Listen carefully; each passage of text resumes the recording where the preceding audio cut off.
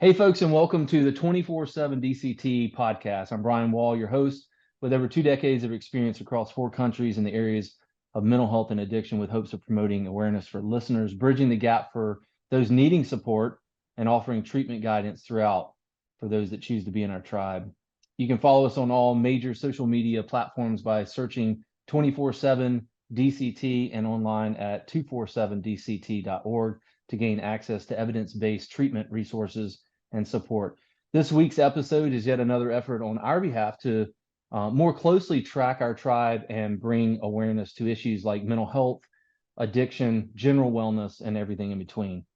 Let's go ahead and get started with another opportunity to meet a member of the 24/7 DCT family. By the way, I always like to remind our listeners that those that join 24/7 DCT are very carefully selected by our clinical leadership team to best ensure results for our clients. We're about change and avoid all the fluff. And so if something ain't working, for those that we lead, we try to fix it. With that said, let's meet today's guest. Catherine Engel is an associate vice president of a local community mental health agency in Cincinnati. She's a licensed professional clinical counselor with supervision designation. It's an LPCCS in the state of Ohio. Catherine completed her undergraduate and graduate degrees at Xavier University, earning a bachelor's degree in biology and a master's degree in clinical mental health counseling. Catherine has been working in the mental health field for over a decade with a focus on the transitional youth and adult populations affected by homelessness. Catherine has a clinical experience providing mental health assessments and risk assessments in both inpatient and community settings, as well as experience providing individual and group counseling. She currently leads the 24/7 clinical programming in the state of Ohio. Welcome to the show, Catherine. How are you? Great. Thanks, Brian. It's nice to be here. Yeah, it's nice to meet you. We've gotten a chance to chat outside of the recording, and really cool to bring you on board with 24/7 DCT. I'm kind of new to the team too, obviously a new concept, and I'm leading up Florida, and you're in Ohio, and I appreciate all the support that you've been so willing to offer me. I just had a couple questions for you. I wanted to get to know you, and that's kind of what the podcast is about. We want to kind of do away with that stigma, and you've been spearheading that right from the start with some great ideas to do that for folks that are looking to get some help and kind of like, oh, what is this whole telehealth thing about? So just to get to know you, Catherine, I'm curious to hear what got you into the counseling field. Yeah, so my journey to my career really started, I would say, when I was a kid. I was always really interested in science and also helping people. And I feel like just by personality, tend to be more of a natural caretaker. And so this kind of field was a great fit. But really, I think through my journey with education, like you mentioned, I went to school undergrad and studied science quite a bit. And through that, I got some opportunities to do some shadowing and get to meet different people along the way. And it's really wonderful to get to meet people, hear their own stories. And the more I spoke with people, the more I realized how much attention we really need on our mental health as well as our physical health in order to really promote overall positive sense of well-being and really to try to live our best lives. Everyone's dealing with some form of stressor, and life comes at us very fast. And sometimes just having that other human connection, just to feel like you have support. And support can look a lot of different ways to a lot of different people. And so I got a chance to really talk to a lot of people who were working in the field. Also some individuals that were seeking support through counseling. And it just really inspired me.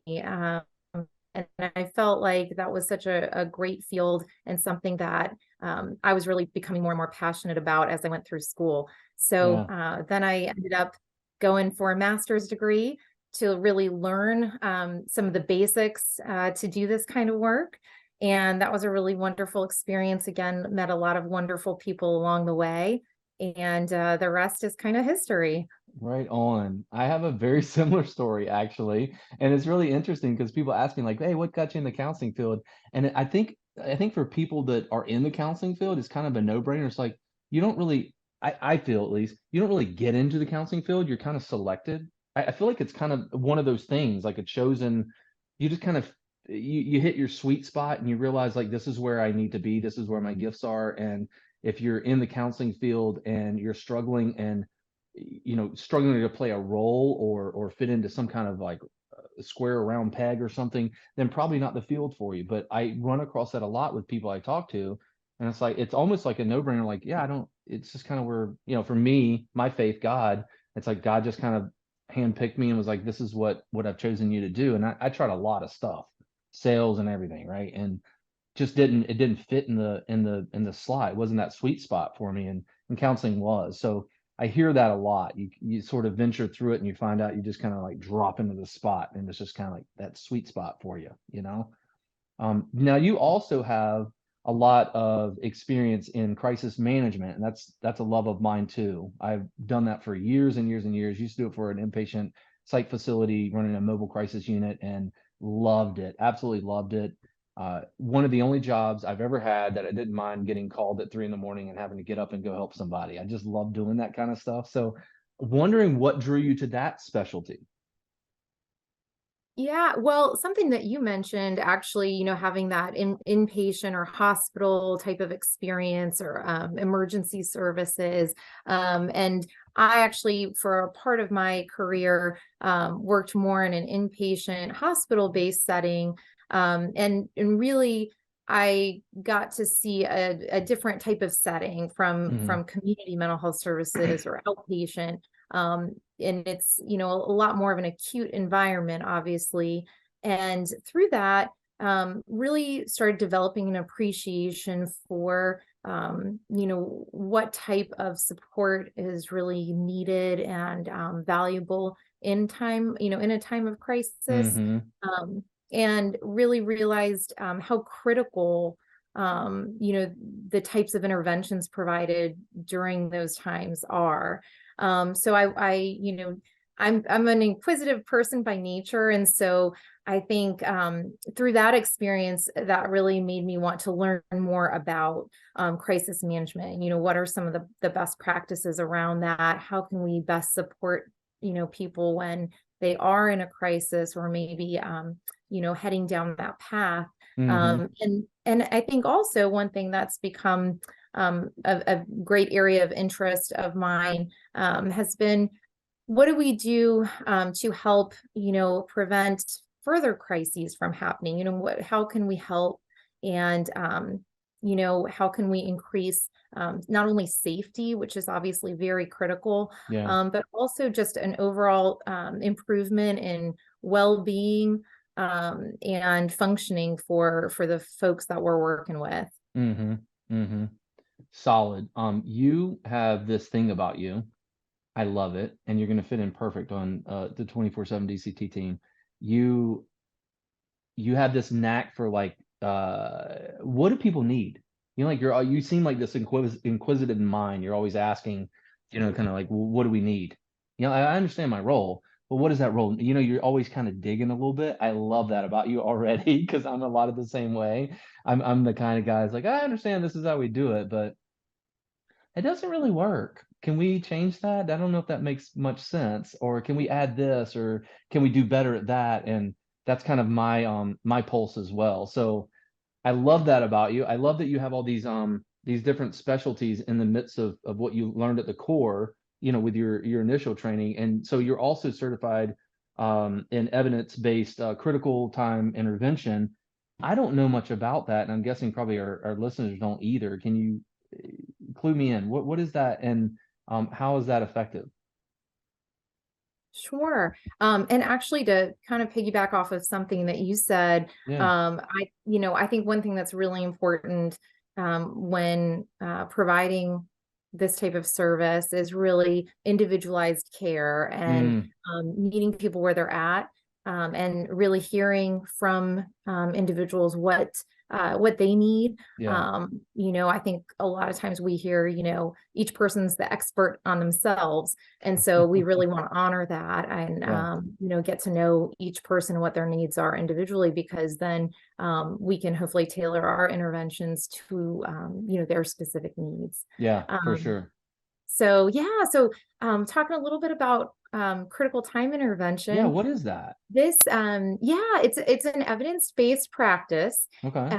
It is something that was developed years ago. I learned more about it through some of my work in the community, and one of the programs that I ran in the past utilized it as an evidence-based practice for a specific program. But essentially, what I love about it is the focus of critical time intervention is really working with individuals during some form of critical transition. Mm-hmm. So it's been applied to individuals who are experiencing homelessness, but also it's been applied to other populations as well, such as veterans, folks who are coming out of a hospitalization or perhaps an incarceration. Mm-hmm. And I think what's really beneficial about it is it recognizes that when you are in a state of transition, that's a really critical time in Yeah. life. Yeah. And there's just a really important, period of needing support, and really Mm-hmm. targeted support, to get through that transition and to develop whatever skill set that person might need to be successful with maintaining that change. Mm-hmm. So some of the core components of the critical time intervention model, it is time limited, so it's really targeted, a very focused approach. Typically it's community based, so it's Mm-hmm. really helping support individuals in their lives and with what they're going through on the day to day. So it's not as much of an office based kind of service. Mm-hmm. It utilizes more of a harm reduction approach for Okay. folks that are familiar with that. Yeah. And one of the big goals is community integration. So helping folks get through these critical periods and gain stability in their lives, help them reach some of their shorter term goals, and really hopefully set them up for longer term success and maintenance of, the type of lifestyle and independence that they're seeking. Yeah. Wow. I used to work, we didn't call it this, but you're describing it to a T. I used to work for the Federal Bureau of Prisons, so I was a clinical director for a facility that had folks coming in, finishing the last 10% of their sentence, and it was community alternative transitional program. And so trying to get them back in the community, get them all stable and back on their feet again. So hopefully recidivism will be very low and crimes won't be committed, and that was always the goal, and this is what we did. It was a lot of case management, a lot of the basic needs that they just didn't know. I mean, they had been in prison for so long, they didn't know how to use a cell phone, they didn't know how to register for certain things in the community, and so we were there to kind of guide that process. That's solid. um And I feel there's like, oh, go ahead, I feel like I need it in my life on a weekly basis, to be quite frank with you. Go um, ahead. Oh, I was just going to mention, for anyone who might be interested in learning more about critical time intervention, there actually is a Center for the Advancement of Critical Time Intervention, or criticaltime.org. So I'm not directly affiliated with them, but Yeah, there is a great wealth of information out there on that evidence-based practice. right But on. I appreciate I that. Yeah, I became a certified trainer in that practice because we found in implementing it for some of our programs here locally that it had some really great success, Yeah, and it provided a lot of value to the services we were providing. yeah, for sure, for sure. I can see that clear as day. So one thing that we talked about was that a lot of folks want help. They want to seek help. They want to get support, but not sure how to do it, right? So that's part of the process. And then even if they know how, it's pretty scary for a lot of people, you know? I like the coaching approach.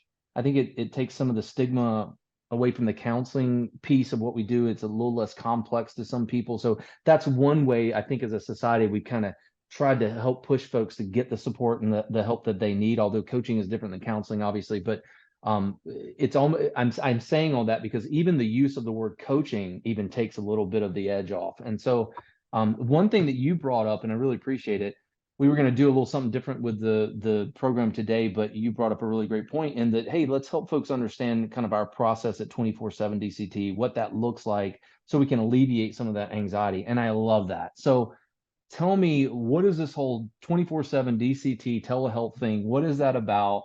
How do clients get started, and what should they expect in the experience?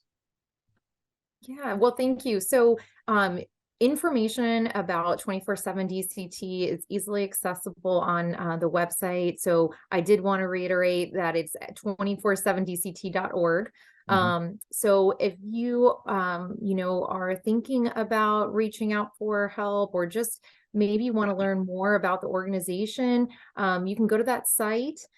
If you are interested in perhaps talking to a therapist, there is a get started button on right on the website, and that will help walk you through the steps to get connected. What I think is really helpful is you can do it all online if you'd Yeah. like. That you can just walk through the selections, and even just book with a therapist through that process, and should give you a list of available therapists. So it really puts you in the driver's seat of doing that. But again, if you're maybe not quite sure what the process might look like, or wanting to just explore the website, we welcome anybody to do that, and to reach out if you have specific questions, or are looking maybe for a specific type of support, and Yeah. want to learn a little bit more about the types of services that 24/7 DCT offers. Yeah, right on. One thing I really, both of us very new to 24/7 DCT because it's a new platform, new organization, and looking to launch and go nationwide, and loving that both you and I get to be a part of that. One thing I really like about the leadership, the founding fathers, if you will, those guys, they're just really cool minds. These guys are brainiacs at this whole IT piece and how to put all this together and make it user friendly. And we love feedback. So if you have this, you get on our site and you notice that something's not working the way it should, or it's not as user friendly, we love the feedback. Like I said before, we're not about the fluff. We really do want, if there's something that's not working well, we really do want to fix it. So please offer that feedback. We do take that very seriously, and it does go up the chain very quickly. And those guys hop on the laptops and the computers and do all their behind the scenes stuff, so things are run a lot smoother. So we appreciate that in advance. I also talked to you, Catherine, about one question I think is really cool. I'm a legacy guy, I've got two girls, and I want to leave a legacy for them. I'm hoping they don't remember all the bad parts about dad, but all the good parts. And so that's kind of in my legacy. But my legacy is also very transparent and forward. I am who I am. I don't try to say things a certain way. I just try to be Brian, and I want them to be that way too. I want them to be authentic. That's very important to me. That's all encompassed in that legacy piece. So what is one legacy or impact that you hope to leave on 24/7 DCT? I think a couple of things that are really important, just personally to me, is continuing to spread mental health awareness, and making sure that we reach as many folks as possible, that whether it's through this particular platform or just in general, knowing that there are lots of different types of support out there. We all need support in different ways throughout the course of life, and we just want everyone to get what they need to live their best lives, and I Amen. I am just happy to try to be a very small part of that. Yeah, yeah, But the other thing that I think along the way has sort of been at the core of how I operate is, at the end of the day, I really just want to instill hope. yeah. And that, I think, is that from my philosophy, that's at the core of what I try to do. I love that. I love that. Put ourselves in their shoes is coming to mind. I want to feel what you're feeling. I want to understand where you're at. And that's something that's been a driving force in my experience with 24/7 DCT so far. So believing that if you choose to bring us on board in your journey, that will also be the case for you. If you're interested in engaging with a therapist like Catherine, you can find more information about that online at 247dct.org. So don't hesitate to reach out if you believe we can be a benefit to you on your journey.